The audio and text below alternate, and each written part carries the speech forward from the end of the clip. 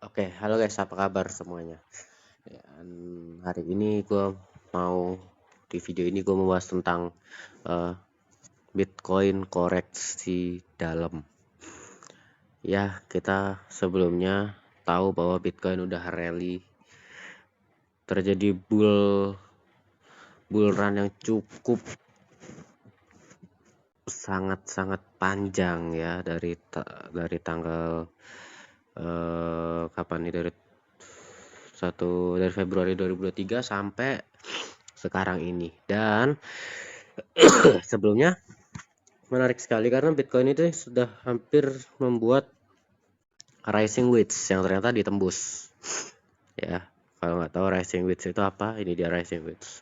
Nah, rising wedge itu endingnya akan apa? Akan terjadi reversal kalau ketembus. Cuman ini kan dia nembus ke atas nih. Nah, kita masih lihat dulu ini kalau misalnya ini hijau, habis tiba-tiba ini merah turun ke bawah, berarti polanya bisa berubah. Polanya bisa kayak gini nanti jadinya. Tetap endingnya juga apa? Rising wedge. Nah, rising wedge apa endingnya? Kemungkinan akan turun. Tapi ini masih karena masih ketembus dan belum ada terjadi konfirmasi. Jadi kita masih tunggu dulu. Ketembusnya masih belum ketembus konfirmasi. Jadi ya kita tunggu dulu. Apakah dia akan membuat pola baru lagi atau gimana? Oke, di Monthly kita lihat aja deh dari indikator ya. Teknikal kita pakai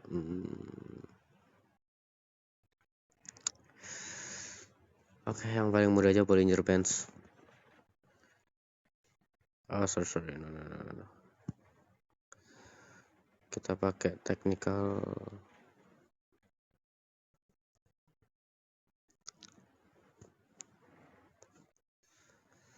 Kita pakai RSI deh coba. Ya, oke, kita akan pakai RSI. Nah, kita lihat aja RSI di sini udah jenuh banget ini. Dan di Monthly itu ada dua kali ada dua tanda bearish divergence, dan ini bisa jadi pertimbangan untuk kita masuk saat ini. Apakah ini maksudnya untuk menakut-nakuti kalian yang udah beli? Enggak, ini cuman buat kalian tuh waspada, aware gitu. Biar apa? Biar kejadian di tahun 2021 ya, kejadian yang ini itu tidak terulang lagi sama kalian. Minimal masih ada yang masih bisa gue selamatin gitu loh. Nah, oke, kita akan kayak gini aja karena gue lebih suka kayak gini daripada pakai indikator-indikator gitu. Karena ujung-ujungnya balik ke cycles. Oke. Di ini ada beberapa catatan yang gue bikin. Alasan Bitcoin akan koreksi dalam. Itu apa? Yang pertama, Bitcoin sudah naik terlalu tinggi dan waktunya koreksi.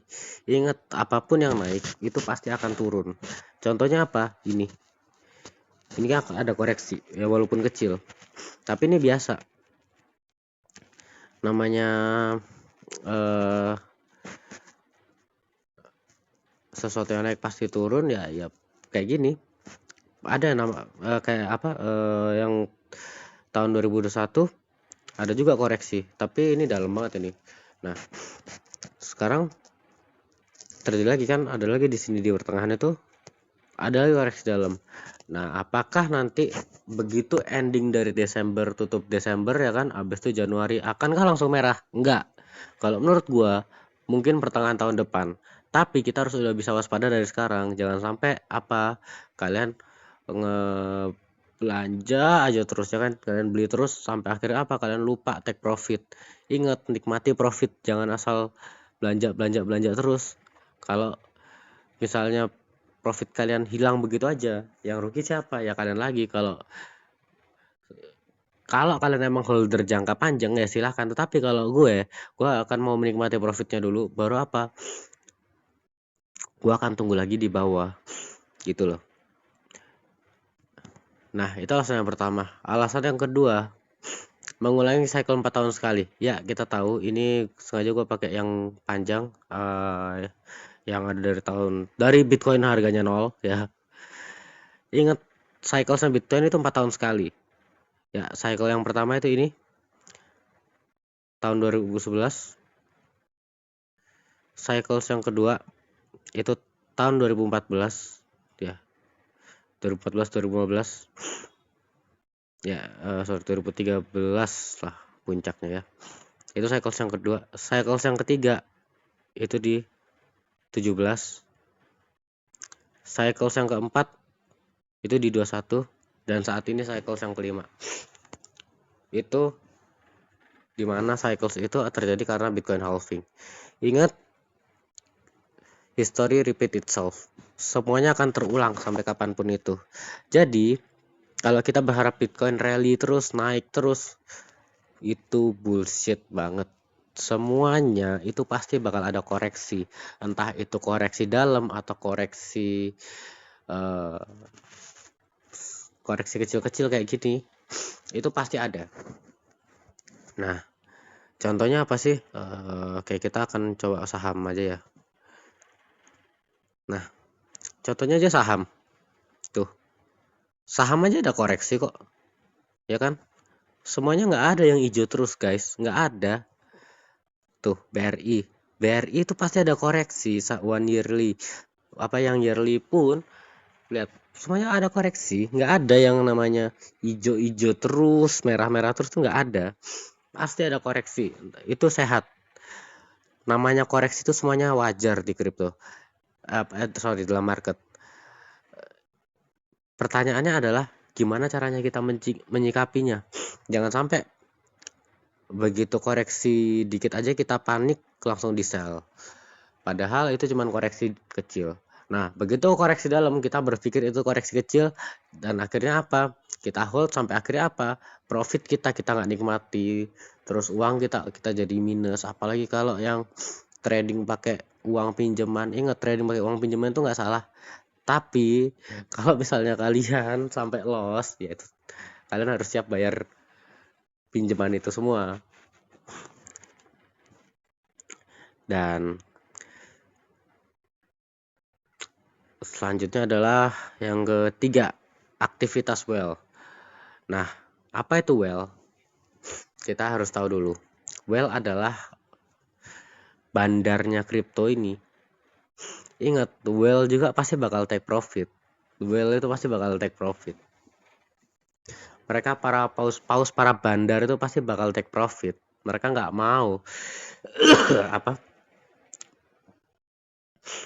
nggak menikmati uangnya, nggak mau. Pasti mereka mau banget. Pasti mereka bakal